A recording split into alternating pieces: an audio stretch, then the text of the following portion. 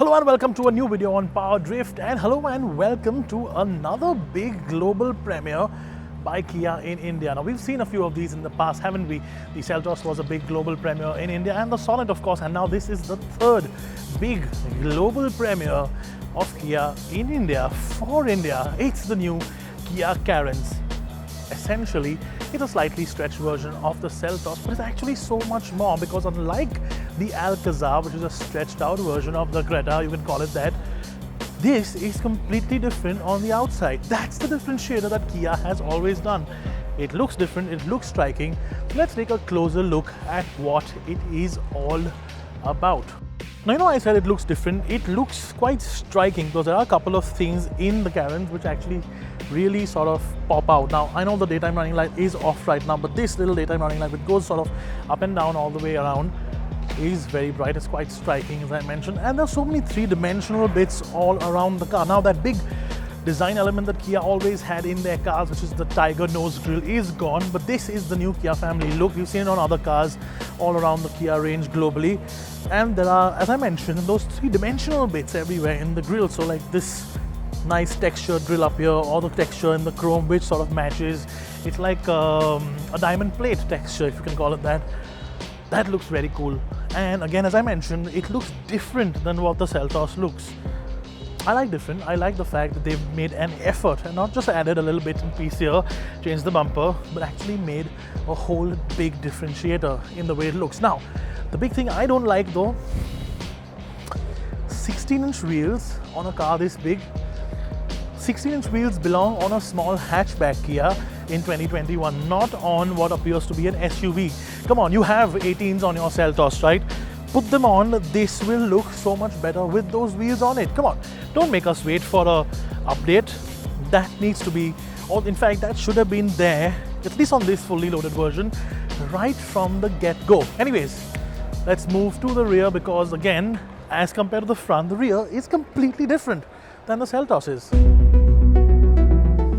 Okay, now I know that there are going to be jokes about the Ertiga and the XL6, and that's quite common because this sort of does go up against those cars in the absolute base model, but this is an MPV-esque car that is an SUV and sort of in the middle, but honestly, you know what? I think it pulls it off really well. So yes, there is this flat-sided back end that it has, but again, it has these curves in the car, so it looks modern, it looks up to date with the times. And a lot of people did have that complaint about the Alcazar, right? About the rear not looking modern enough. Well, here you go. This is as modern as it gets. And when this lights up and when the LED bits light up, which of course we'll put a bit of an overlay video on this bit for, you will know that this is, again, just like the front, as striking to look at, especially that lighting element. Now, remember that little three-dimensional bit that I told you about in the front grille and on the front bumper? Repeated at the rear chrome trim as well. So it all sort of ties in very well. I can't help but, if only those were bigger, this would have been a smasher of a car. Really, it's just something that pinches and sort of prods at me. But you know what? All said and done, I think overall as a package, the Carens does look quite nice.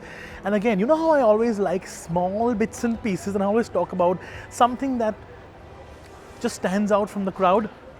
This little Carens badge is really well done. It's almost like it's laser cut. I know it's completely irrelevant, right? But stuff that I like.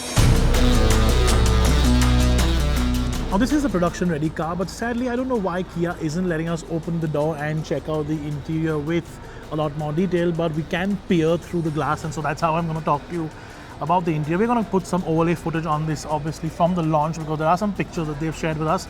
But overall, the one thing that stands out, the one thing that you might not be able to see, but you will be seeing that in the pictures, is the fact that this isn't a black interior. It's actually dark blue, almost an indigo shade, compared with this beige colored sort of insert on the seat. You know what this reminds me of? This reminds me, and I know I'm maybe pushing it a little bit, but hear me out. This reminds me of Bentleys from the 90s and early 2000s. This blue and beige combination is such a British thing to do. And I think it looks really premium for what it is supposed to be. kudos to Kia for actually taking a stand and doing something different, because I'm really done with single colored or even multicolored interior. It just looks so plain and boring. This is brave, this is something that's different, and this is something that people will actually buy the car for. Again, you've got stuff which is new, like ambient lighting. You've got a very nice detailed interior dashboard, like sort of a look to it, which is plastic, but it looks like it's a bit of a sculpture going on in there. Digital instrument cluster, big 10.25-inch touchscreen with all the features that you need.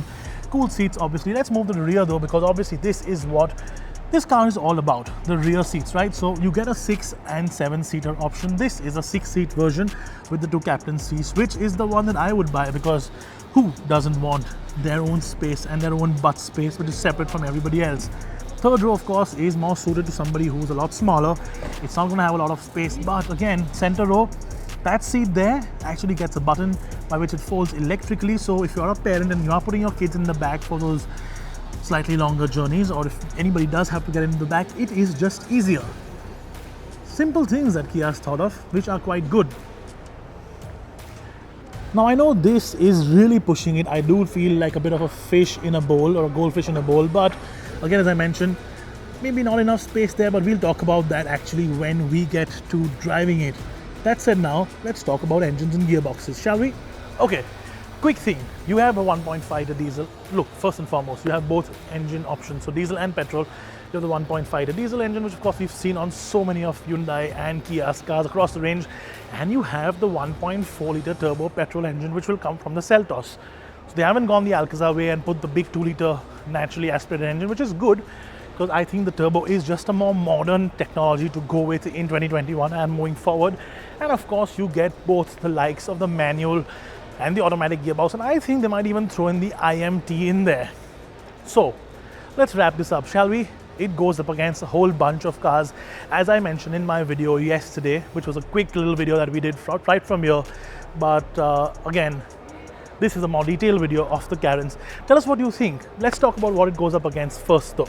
It goes up against a whole bunch of cars. So as I mentioned, XL6 right on the bottom end, maybe even the Innova right on the top end, and everything in between. So the XUV700, the Safari, and of course the Alcazar. So there you have it. It's the Kia Carens. It's not for those people who shout and scream the Carens, who are other people for no reason.